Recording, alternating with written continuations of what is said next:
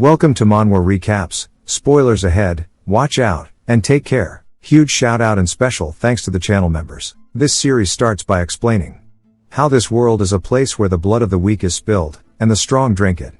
Deep within a forest, a man spots a creature saying that over there is prey. He's telling another man that he should not forget what he was taught, and to stay calm. We see the man's hands shaking before he gets told to fire. We hear a loud thud, and it spooks the creature, causing it to run away. The dude is tweaking at him, and we learn the guy just straight up snapped the bow. His name is Ja-on. The man says that he told him to catch the prey, so why did he break the bow instead? Ja-on says that it snapped away too easily, and because it was too old. The guy is sobbing, asking what he's talking about, and as he bought that brand new just a week ago. He knew it from the moment he said he wanted to learn hunting for no reason, and because in the end he's a noble, so why does he insist on becoming a hunter? He could have just learned swordsmanship instead. Ja-on stares at him, and says that swordsmanship doesn't make money until you get hired, and money is the most important thing to him right now, because that's what he needs to survive in this rotten world. They head to the next spot, and we learn more about him. His name is Ja-on Ates. His birth name is Kim Yohan. After dying in an unexpected accident, he reincarnated in another world, and being reborn as a noble wasn't bad, but right now he's dead last when it comes to his family's hierarchy.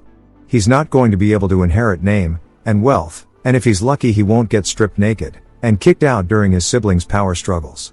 The biggest problem of all was something else. He doesn't get to explain it yet, because the man teaching him how to become a hunter tells him to wait, because what they spot ahead of them is a pack of wolves.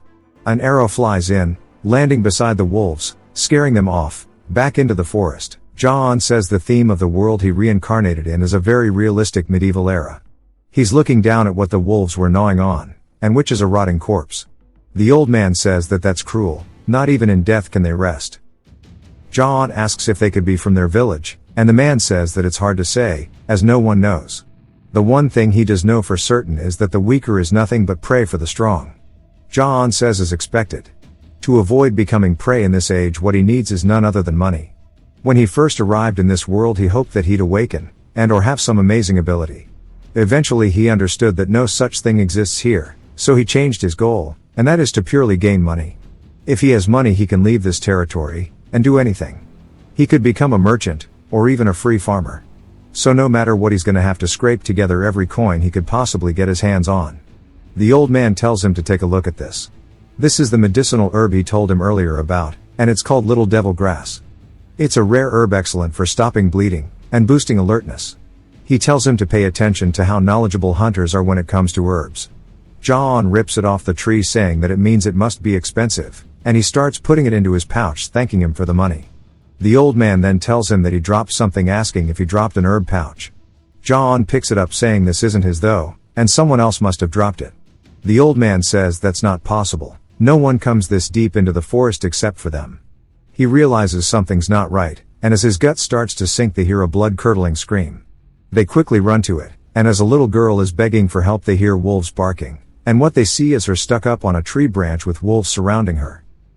They recognize her as a guy named Robert's daughter. Her name is Dell. They wonder why she's so deep into the forest, but the wolves then notice them, and start drooling because they're hungry.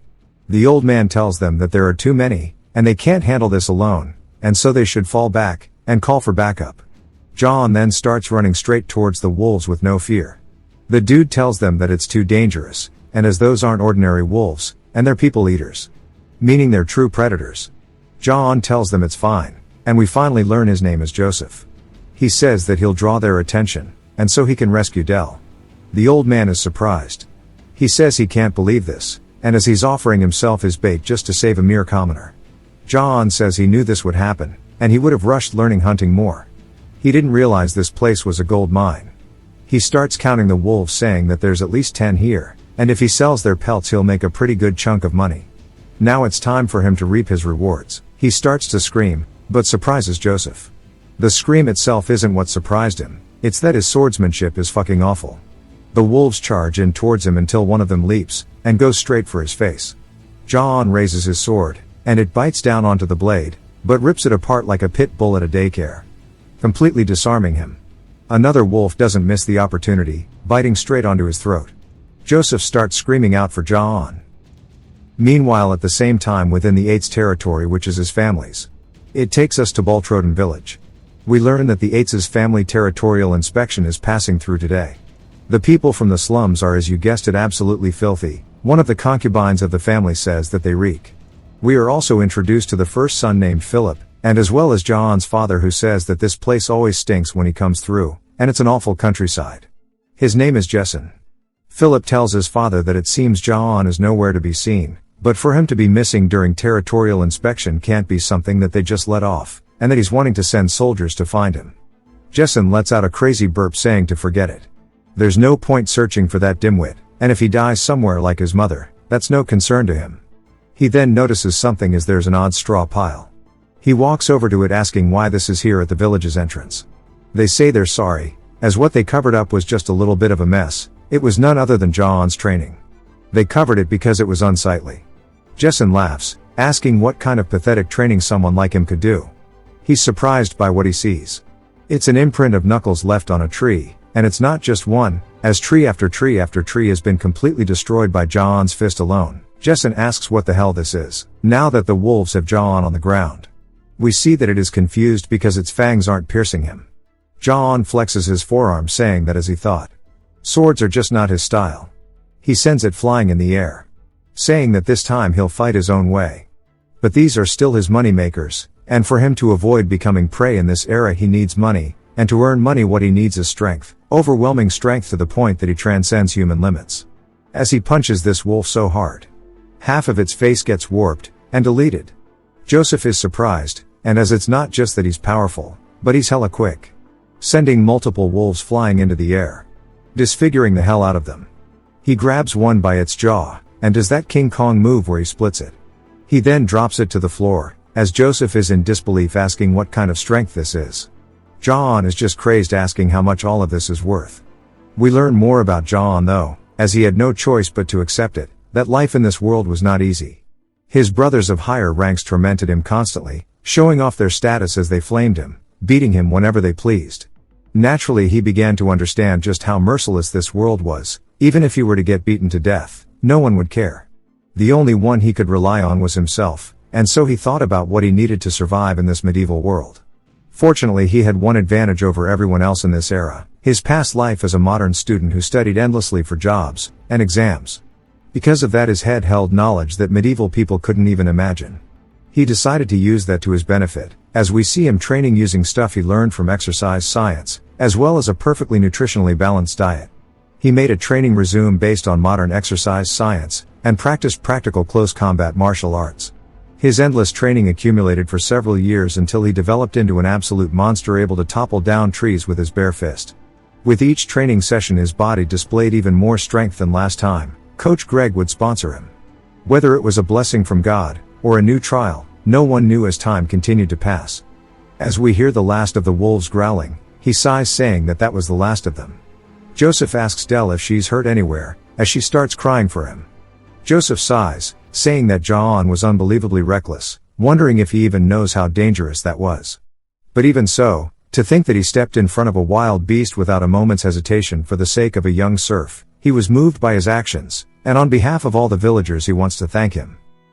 Jahan though is just tweaking about the gold, wondering which one would sell for the highest. He then asks Joseph to repeat what he said, but Joseph, realizing that he's a money goblin, says that it's nothing.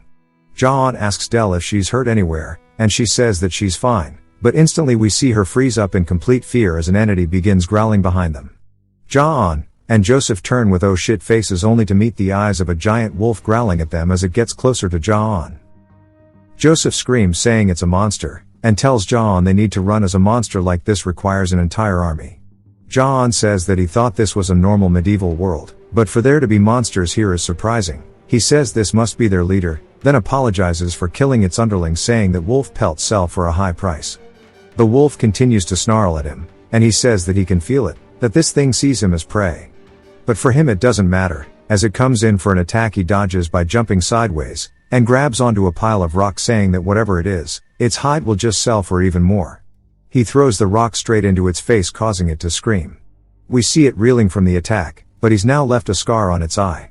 Jahan is pissed that he scratched the hide, saying that now the price will drop. Did he forget what he just did to the smaller wolves? It bares its fangs once more, but then starts to howl.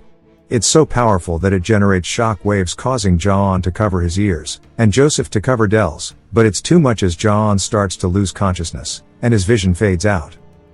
He then hears the sound of panting as he's having a dream of him fighting until his head gets cut off. He jolts awake, screaming, asking what the hell that was, but more so what about the monster. He looks around saying that it's nowhere close, but then spots Dell and Joseph sound asleep nearby. He says at least they're safe, and he doesn't know what happened, but monsters could appear again. So they need to head back quickly. As they do, he takes one look back at the wolf pelt, saying that he really wanted them, but not much he can do. So maybe he'll bring a wagon next time he goes hunting. Deep in the ground though, we see a knight's head, which might be the one from his dream. After the night, he heads back to the village saying that he's glad it's bright, and maybe the villagers are out searching for Dell. Even if he didn't mean to, he did save her, so he might be able to earn some points with his father. He paints an image in his head of his father naming him the successor while Philip cries, but Jaon laughs saying there's no way, but maybe he'd at least appoint him to the guards. If that happened, he wouldn't have to worry about food anymore. Something then catches his eye as he sees a torch, and he says that it must be a search party for Dell. But then he takes a closer look, and is confused as Philip yells asking where he's been, but more importantly he disappeared on the day of father's inspection. Jaon says oh shit as he actually just forgot about it. His father then calls him an insolent brat, and hops off his horse stomping the ground. Jaon says that he had some unavoidable circumstances, but his father raises his axe telling him to be silent, asking how dare he ignore him so he'll crack open that arrogant head of his. Jaon says that he barely made it back, and now he has to listen to this dog shit. But he's also annoyed that he didn't get the pelts, and his life sure is hard. But he might be able to make an opportunity out of this. He starts doing the ultimate ass kissing, telling his dad that he was not absent from the inspection on purpose, and he was late because he was saving people from the forest. Robert starts running over to his daughter, crying tears of joy that she's okay. Jaon asks his father if he sees this, saying that she was surrounded by a dozen human-eating wolves in the woods, and so he fought them off to save that child, defeating them all. He was unable to participate in the inspection, but he believes he has done his duty as a son of a knight household.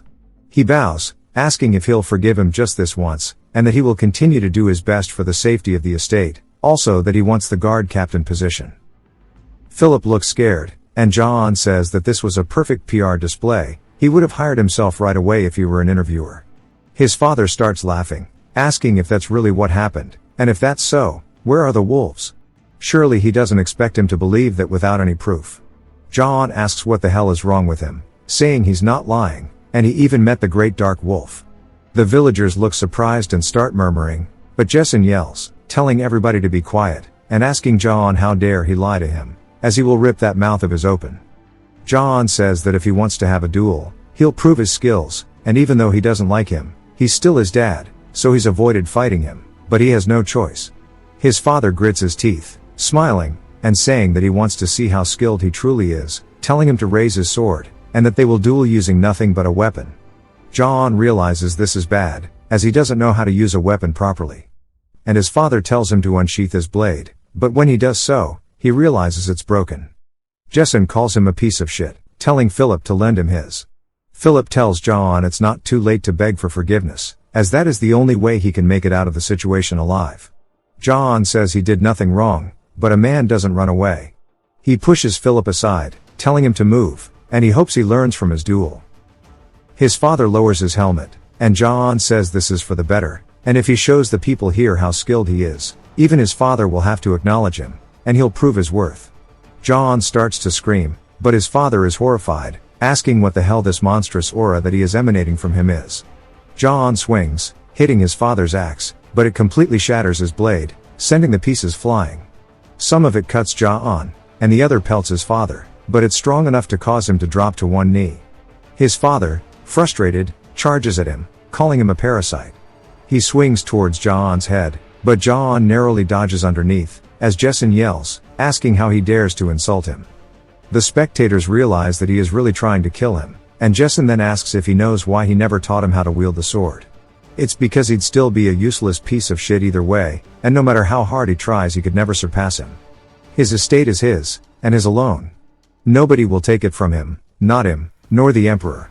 Jaon wonders what's going on, saying maybe his father's lost his mind from the alcohol, but that's not important right now. He can't see too well because of the blood, and Philip yells for Ja-on, which is surprising that he's worried for him. Why the hell is his eyebrow on his nose, though?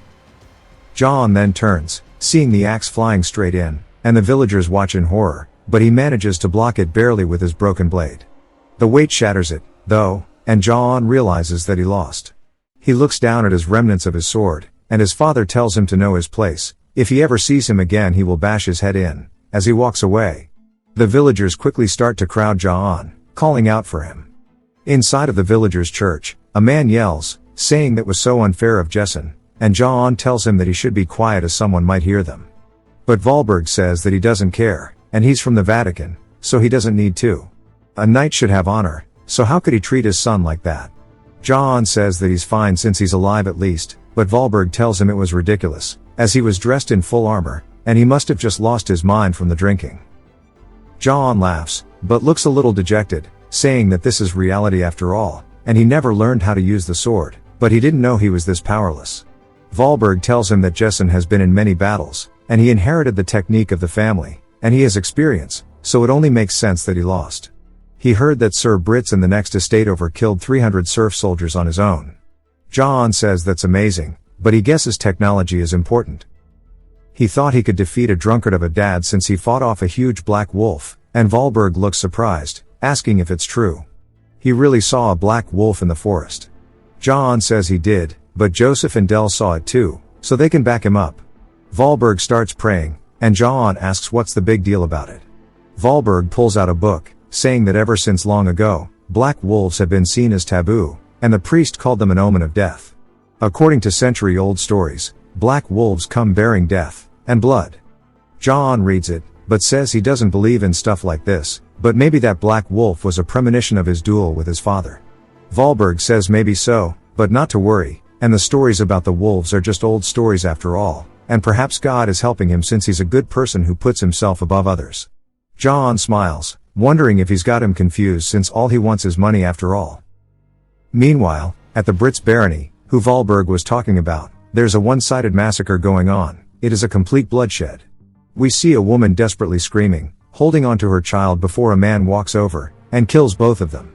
One of the soldiers starts laughing, asking why they tried to run away.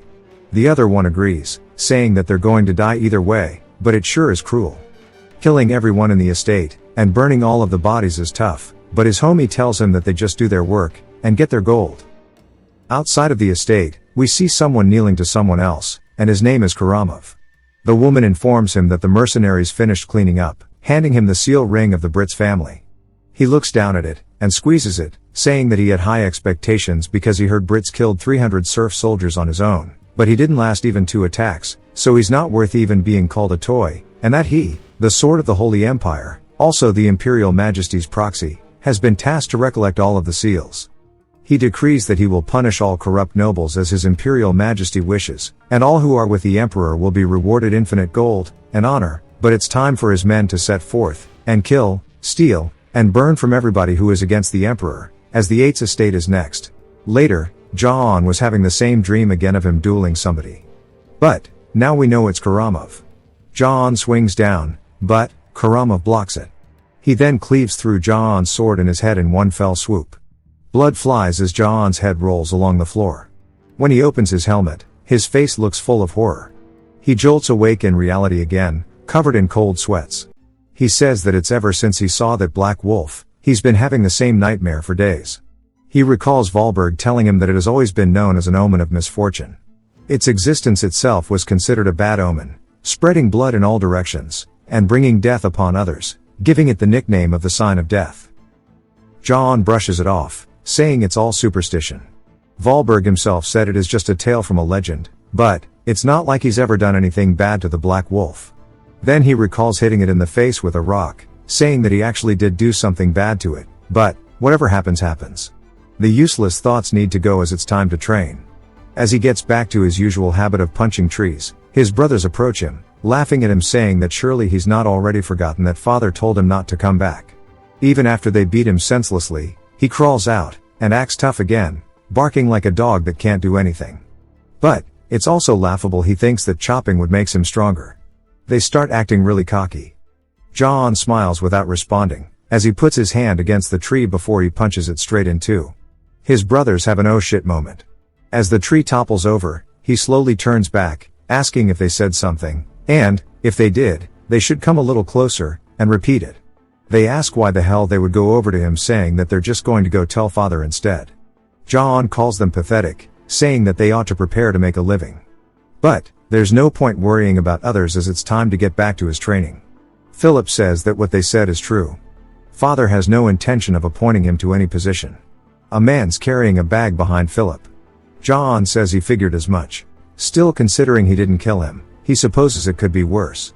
Philip asks if he's not disappointed, and John says that it is what it is. He'll have to find another way to make a living. Philip tells him that father fears him. John honestly looks a little sad about it. Philip tells him that he's undeniably strong, and that strength is a threat to him. Father wants obedient children like himself, but he's different. He insists on living by his own principles, and his father believes that one day his strength will take everything from him, just as he overthrew grandfather, and took sovereignty. John says that's nonsense. Philip then orders the man to bring the bag over, and when he does so, John's surprised, asking what this is. Philip's giving him a coat, a long sword, and a chest plate, as these were all just stored away in the castle for no reason. And he knows that he's been eyeballing these things for a while. John flinches a bit, and Philip says that he's not like their father. Turns out that he just didn't have eyebrows. My bad for the last comment. Alopecia fucked him up. He says that he's not foolish enough to discard someone capable. That is why when he becomes Lord in the future, he will appoint him as the captain of the guard. Until then, he needs to not neglect his training, and stop causing trouble. John says that he never causes trouble first. Philip flips him off as he walks away. At least he's a good brother. John looks down at all the armor, saying that this is the one from his dream. If he wears this, he might die the same way he did in it. For some reason, he feels like he can overcome it. Though he has no proof, whatever the case, he'll need equipment if he wants to win. Elsewhere at the village, we hear people laughing, having a good time at the tavern. A man's telling a story about how John killed 50 wolves, but left all the pelts behind because the knight shouldn't be obsessed with money. He drew his sword solely to save Del and Joseph. He's righteous and pure, meaning he's the model of a true knight. Some of the people then start shit talking. Jessen saying that he should just die already, and that John should have cut off his head that day. They know that John went easy on him because he is his father. We see someone drinking until Robert walks over, telling them to drink as much as they want because drinks are on him today. The person asks why. Robert says that it's because John saved his daughter. The patrons then starts chanting, calling him the righteous knight. One of the men then asks who they might be, as they've never seen them around. They then start grinning, saying that they were bad-mouthing the Lord right in front of a complete stranger. Which means the villagers here must not be afraid of anything. He found their story quite interesting, and he needs to know more about John Ates. That night John is walking around humming, saying that he's glad that Philip will appoint him as the captain of the guards, and that his golden road has finally arrived. He then spots a dude leaning against a fence, saying that a future captain of the guard can't ignore a drunk citizen. He walks over asking where his home is, saying he'll escort him. When John looks down, he says that there's a cold sensation as they instantly put a blade to his throat. He's surprised, asking what the hell's going on. John wonders if maybe this is an assassin sent by his father, but says that if it was his father would have killed him himself. Maybe it was Madam, as there is no way Philip would do this. Internally he has no idea who actually sent them. He asks what they want, and if they are doing this for money, and he will give them everything he has if they let him go. They tell him that if it's money they have more than enough. John just wonders what the hell they want if it's not money. Then they say they have a question for him. If the answers aren't to their liking, they'll slit his throat right here. John says this dude is absolutely batshit, but tells himself to get a grip. He's made it to round 2 in an interview with a major corporation once. Though he failed, he has answered perfectly, and survived. The person says they'll begin now. They look down at John's arm, saying that he has a good body. It's hard to believe that he's the son of that pig, asking if he's truly Jessen's son. John says that this is getting a little freaky, but doesn't know what to say. He thinks about it before saying sometimes a lion can be born from a pig's bloodline, but there's no reply. He wonders if maybe that was the wrong answer. Until the person starts chuckling before it turns into full-blown laughter, saying that that was to their liking. John says in that case hopefully they can release him. The man says that he is now his. The guy's scar is very similar to that of the wolf's. John though is freaking out asking what that even means.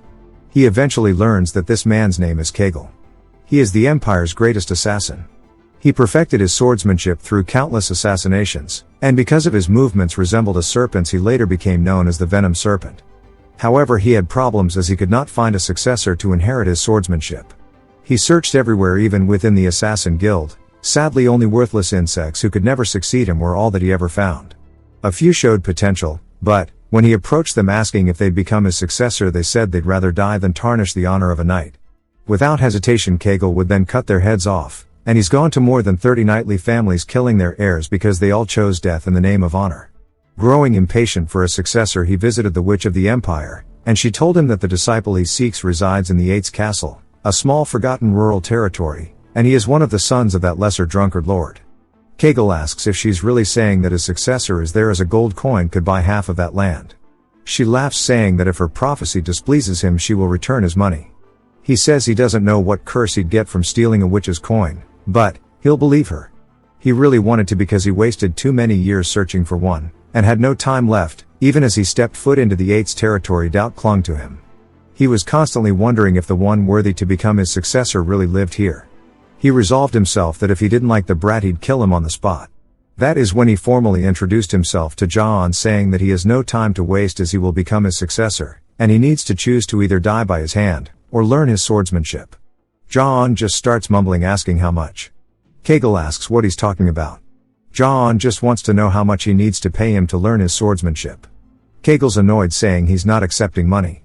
John's confused why a guild master with incredible scale is teaching him for free saying that this dude's a complete loser, he'll gladly take the jackpot. He calls him master folding under zero pressure asking what took so long as he's been waiting his entire life for someone like him. Kegel tells him that his swordsmanship is that of an assassin. Simply learning it will brand him as disgraceful, the shame of any knightly family, and he may be scorned his entire lineage. John says that he doesn't care about honor or shame, and he just wants to learn it. Kegel says this kind of brat is a first, but agrees. John then calls him master again saying that he mentioned before that he had a lot of money, and surely if he learns well he'll give him an allowance. Kegel now understands that he might have bitten off more than he can chew. Back at the castle Jessen starts to head out saying that since the inspection is done he'll be leaving for a while. Philip and Madame say they'll both take care of the castle at the same time, and start glaring at each other. She says no matter how much he struggles this castle will be hers. Philip says nonsense as he is the next lord. Jessen says that he's sick of the two of them as they fight, and argue all day every day, and they can do whatever they want. Philip then tells him that John hasn't returned yet, asking for what to do. Jessen scoffs before yelling Philip's name telling him to stop wasting his time over that brat. As that weakling is no concern to him even if he dies Philip says that he understands, and apologizes to his father, but he just wants to know where his brother is, and what he's doing right now. At the same time near the castle's forest Kegel says he needs to check how skilled he is. John asks if he can borrow a sword since he breaks his often. Kegel tells him to go ahead, but says that he's reckless if he's breaking swords. And so far there's not a single thing he likes about him, and if he doesn't live up to his expectations he might just kill him right now. He asks John if he's ready, and John says yes. Kegel takes one look at his stance, and is lost asking if this is really the son of a knight family. Then he tells himself that he just needs to kill him, and go next because he's gonna open mid. John then asks if he has to use swordsmanship or if he can fight however he wants. Kegel tells him to do as he pleases. He can use his fist, rocks, or blades. It doesn't matter to him. John smiles saying if that's the case he'll gladly accept as he bears back his fist. He swings it forward throwing the blade at Kegel, and it shatters instantly. As Kegel looks at the blade fragments flying through the air he realized that all of his doubts were unwarranted from the beginning. As this dude is a damned monster, while the fragments are still flying through the air, John punches towards Kegel's head rapidly. Kegel's dodging, but is surprised that there's so much air pressure from a mere punch.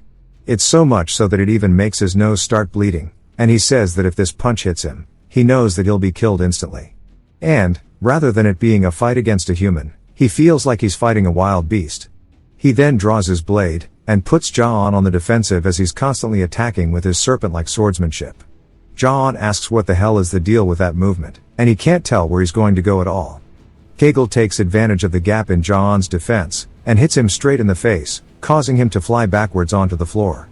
Kegel stares at him, and says that he knows he hit him with the flat side of the blade. For him not to pass out, that sure is ridiculous. Had he been born 1,000 years earlier, he would have been called a legendary hero. John's surprised, and then thanks him, but Kegel says that he has a critical weakness, and at this rate he will die no matter what. John asks what he's talking about, wondering what he means. Kegel tells him that he can't control his strength, and that strength will kill him. John says it's not like he's attacking himself, as he's not that stupid. Kegel opens his robe like that merchant out of Resident Evil 4, and hands up another blade, saying that if he's so confident to try it again, and if he manages to break his sword instead of his, he'll give him gold. John charges in, and tells him that he better keep that promise. As he swings forward, their blades clash, but once more John's blade gets shattered, and it sends fragments flying everywhere, even cutting his face. Then he looks down, and realizes that it's just like the time when he was fighting his father. Kegel asks if he sees it now that he just lost to his own strength. He has to learn to control his power, otherwise he will die. And points down at a fragment of the sword embedded into his chest. John asks if he sent that there on purpose, and Kegel says it's a piece of cake if he's proficient with the sword. John says he understands now. He needs to learn to control his strength. Rather, he has to learn it to avoid death, since he is the future guard captain of 8s. Kegel tells him that if he knows how to restrain his power, something like this is possible. As he swings once more, John goes to block it. Forgetting that his blade is broken, it cleaves the side of his armor. Very cleanly, John is in disbelief that he sliced through his armor with just the sword sheath. Kegel asks if he saw that, because if he's able to control his strength, he can slice through anything, even if he's not wielding a sword. When he's able to properly control that, he can't even imagine just how powerful he'll be. He then points his blade straight at John's face, saying that's enough, so it's time for them to get started with training, and it'll be so difficult that he will want to die, asking if he's ready. Without any hesitation, John says yes. Sometime later, back in the village. Which this is a cool shot, because we see how far the castle is from the village. John's walking around, and he looks like Rihanna after the Chris Brown ordeal. He says that he thinks that he's finally learning to hold back, but it's so hard. He did learn how to manage to not break his sword. But he hasn't learned any swordsmanship yet. He's then surprised by something as he sees a bunch of elves outside their castle. He walks over asking who they are, and why they're standing here. One of them says that this area is restricted, telling him to leave. John asks who the hell he thinks he is telling him what to do, and the man smiles, saying that they belong to His Imperial Majesty's directly affiliated mercenaries. They are the wolves of a kitten. John gets excited, saying that he wants a job too, asking how the pay is, as he dreams to be a guard captain. The mercs start laughing at him, saying what they get is incomparable to what the guard captain would get. They get 2 golden coins just for one job.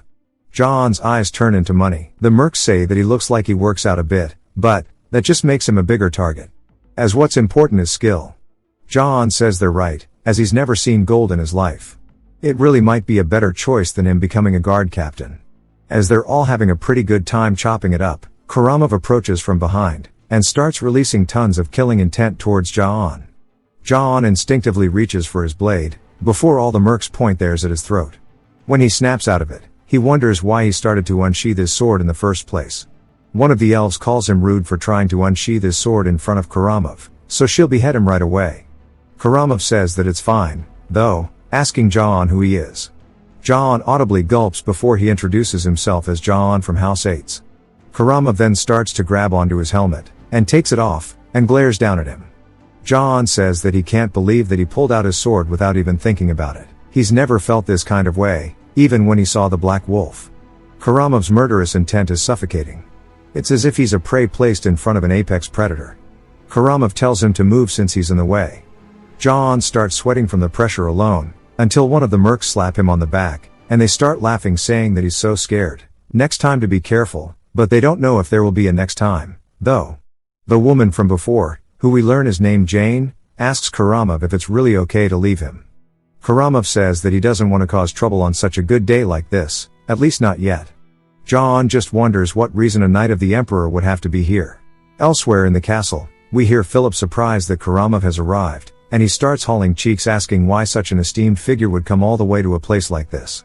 He runs over sweating, greeting him as the next lord, and asking what brings him here, but what he sees is that the madam of the house is already clinging close to him, introducing her child John as the one who is meant to become the real lord. If she had known someone as wonderful as him existed, she would have married later, and that they should head to the inner castle. He just walks by ignoring her, and she starts to get flustered. Philip watches, but doesn't say a word. Kurama then takes off his helmet, and sits down on Jessen's throne asking where he is.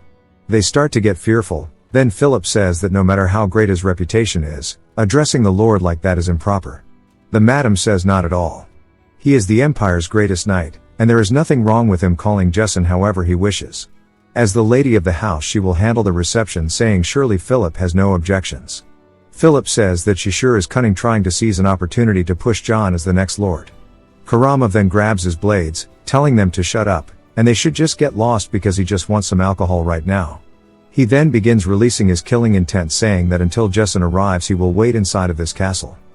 Back to the forest at night, John is training with Kegel, but he is zoning out, recalling what happened with Karamov. Kegel calls him a fool, telling him to focus, and when John looks back up he sees 3 daggers flying in.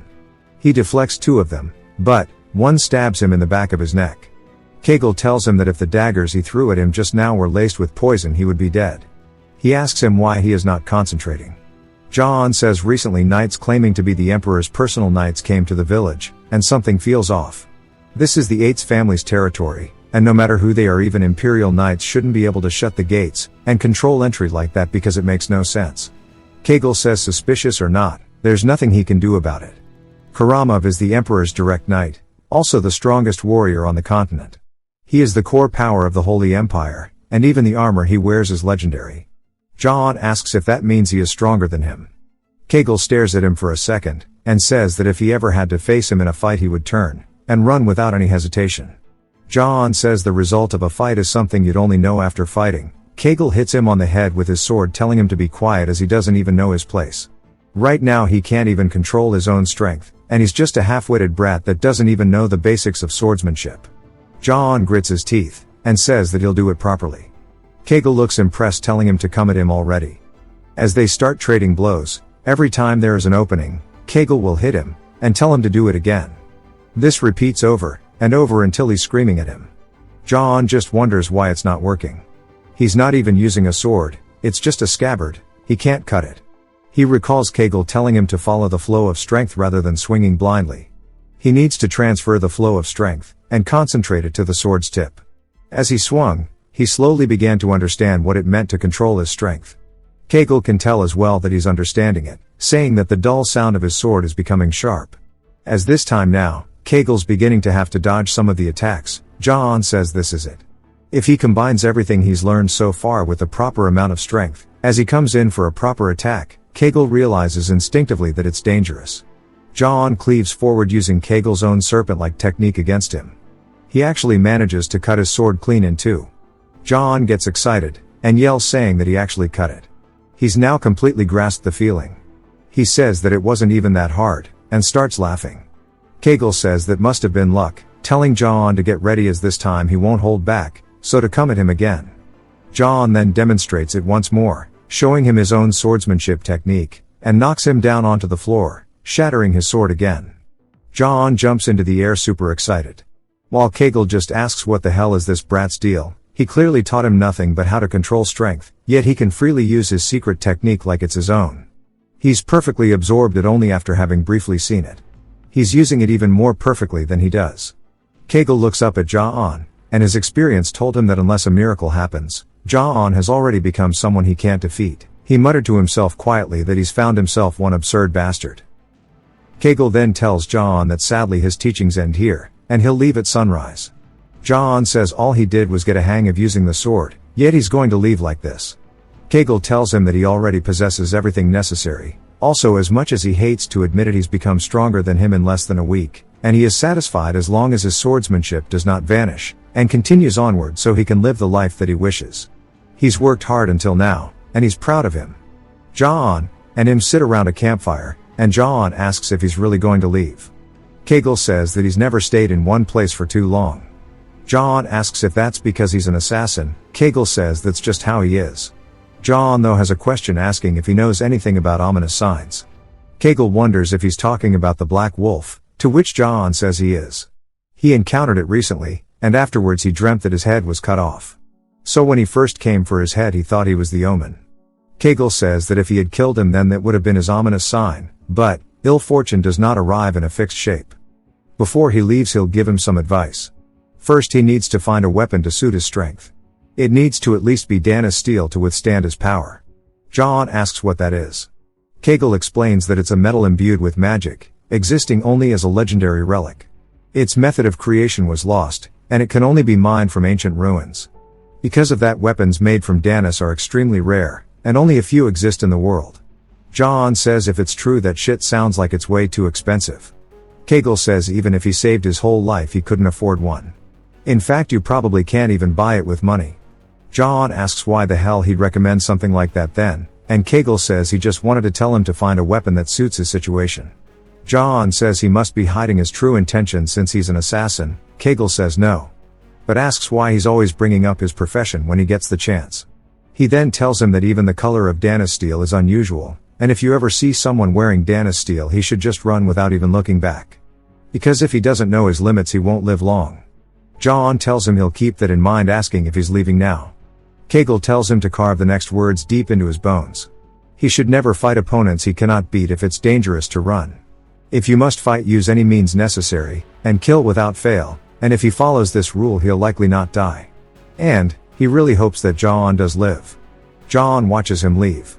Reciting the words that Kegel told him, he says that he'll definitely remember them, and calls him his master once more. At the same time, back at the castle, the madam's asking Karamov if the alcohol is to his taste. He says that it tastes like piss, and to take it away. She tells him that's quite expensive as he throws it beside her, breaking it on the wall. He says it's a shame. She then tells him the only alcohol better than this is in the Lord's room.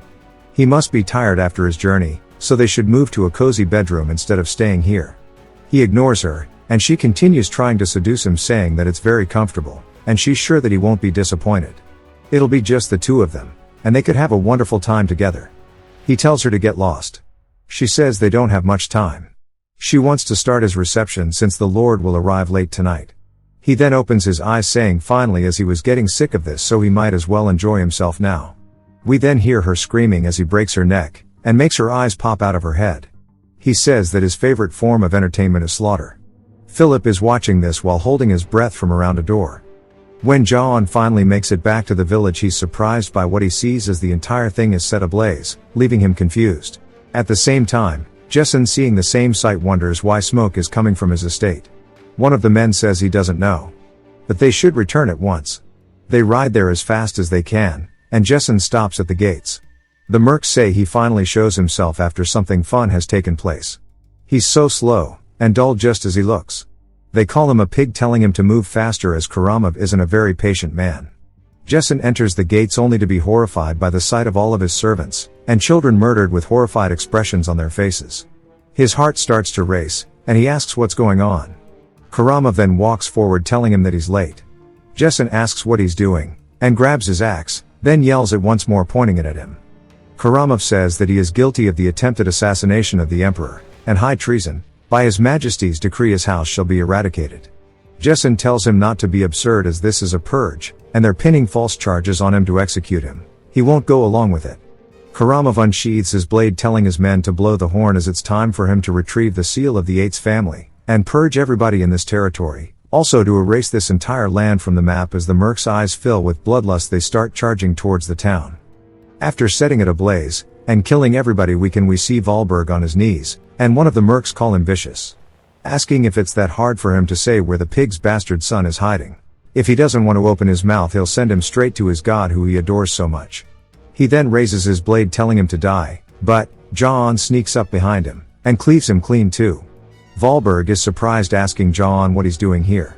John, though, is more worried about what's happening. Valberg says that he doesn't know either. The Imperial troops are killing villagers on sight. It's possible that Jessen has already been killed too. John is surprised, asking if his father is really dead. Valberg says that's not all. They're burning the entire village to wipe everything out. John says that he needs to hurry back to the castle, and then he hears a little girl crying, and recognizes it. He walks over towards one of the houses that's still ablaze, and spots Dell crying. He says that he's glad she's safe, and it's dangerous, so come over here. He then sees that her father has been executed, and pinned to a pole. She starts crying, talking about her father. John's heart starts to drop, and he recalls how happy he was when he saved his daughter just a week ago, as well as all the memories he shared with the villagers. Also, he begins to feel hella mixed with emotions, but there's nothing he can do about it. He grits his teeth, and tells Dell that it's dangerous so she needs to go with Valberg. Valberg then yells asking John where he's going as he needs to flee. He starts screaming out for him. John makes his way to the gates, and looks up to see his father's head on a pike. The sign says that Jessen has been executed for treason against the emperor, and anyone who retrieves his corpse without permission will be punished for the same crime. One of the mercs recognizes him as the bastard son asking if he came back to die. John then slashes the pike with his father's head on it, causing it to fall onto the floor, and he tramples the flag. The mercs say that they need to kill him now. John glares at them, and starts cutting them into pieces one after the other, single-handedly destroying their entire group. On the inside he wonders why he's doing this, and why he's going back to the castle. Valberg was right, as he should be running away, because if he goes back he'll die for no reason fighting Karamov. He then hears Philip call out for him as he sees him wearing armor with 3 arrows in his chest. Philip says that he's glad he's alive, but asks why he came back, saying that he needs to run away because if he stays he'll die. He then takes off his helmet, saying he wanted to give this to him for when he becomes the Lord one day. John looks down at it, and starts to have conflicting emotions because his master told him that he needs to understand the difference in skill level as soon as it gets dangerous to run. His opponent is the Emperor's knight, and that he should run without looking. When he looks down at the helmet that his brother gave him, he also recalls his master saying if he has to fight then he must kill. John puts on the helmet, saying that time is now. He stands up, and confidently walks to the castle gates, pushing it open. The mercs look over at him confused, asking how he got inside when there were so many guards out there. John rears back his fist, and yells telling Karamov to get out here as he deletes one of these dudes' skull in a single punch. He slowly makes his way deeper into the castle until Karamov walks out with his sword that is still dripping with his family's blood. Karamov says that he didn't think the runaway son really survived. He recognizes the fact they met outside the castle before asking if his name was John. John tells him that he's not in the mood to exchange names, and that he can just think of him as a pissed off man. Karamov says he should have kept running because if he did he could have lived. He supposes he doesn't care about his life at all, and if that's the case then to come straight at him, and get this over with. John yells, saying that he didn't need to tell him that to begin with, as that's what he was going to do. They start trading blows with one another just like the dreams John was having. And they got to the exact moment where John readied the attack, and swung down. Karamov blocked it. As John's sword gets cut by Karamav's, he goes to swing for his head, but John drops the sword, and dodges backwards before grabbing another one, and charges straight in. Karamov smiles, saying that this is fun. He cuts another one of the swords in half, and this happens over, and over, and over again. As John is continuously grabbing swords off of the mercs that he already killed. He then dodges a big swing from Karamov. While he's stuck from the dodge, Karamov comes in to finish it, and swings down. John avoids this one, causing Karamov to slice into one of the pillars of the castle, and it begins crumbling. Karamov says this is interesting, and he's far more entertaining than Brits was. From within the smoke of the rubble collapsing, one of the mercs get thrown at him. Karamov cuts straight through him, saying that this is truly enjoyable, and he wants even more entertainment.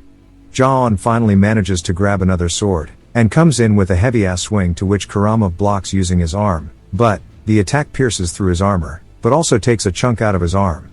Though, of course the blade gets broken, Karamov is genuinely surprised as he distances himself. It takes a moment for it to set in because he just cut through his Dana's steel armor. Karamov begins trembling as John grabs another blade.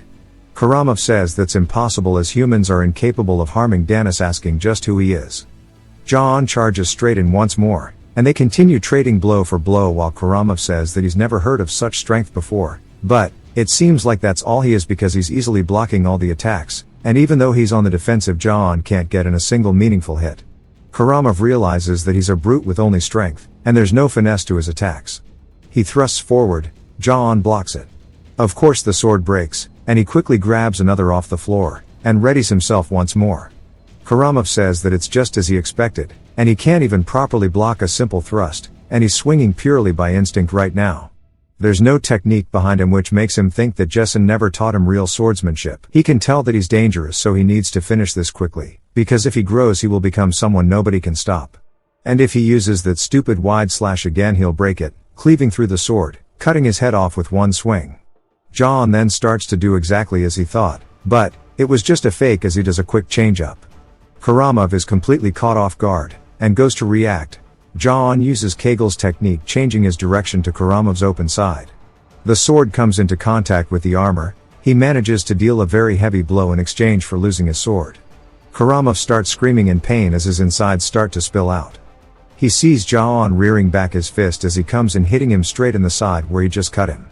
The Danis armor begins to dent, and we see a massive shockwave from the punch. That's not all, as it explodes out the backside, causing him to spit up a ton of blood. He stabs his sword into the ground while nothing but blood comes out of his mouth. His eyes begin to go a little hazy, and he recognizes it as Kegel's swordsmanship, meaning that Ja-on was hiding his true skill all along, and that he completely let his guard down. Ja-on points a broken blade at his throat while Karamov continues to bleed out from all the internal damage. There is a literal pool of blood underneath him, and he begins coughing as Ja-on lowers his blade, and raises his helmet. He drops it onto the floor, asking him why he did all of this. Karamov says that it was all for His Imperial Majesty, as the Holy Empire is now more unstable than ever. His Majesty has unsheathed the Imperial sword to correct the Empire. Before he finishes his next sentence, he starts coughing violently, holding onto his side while spitting up even more blood. He then starts to laugh, telling Ja-on he's moved. For decades he's crossed battlefields, and fought countless knights, but he's never encountered anybody as strong as him before, and that he needs him to go with the Empire with him, as His Majesty needs a strong talent like him right now. The Empire's endless gold will grant him glory, and he shall receive vast and fertile lands. He'll see to it as well that His Majesty will appoint him as an Imperial Knight. He becomes the Imperial sword, he'll get anything he wishes. Ja-on thinks about endless gold, but says that it's strange.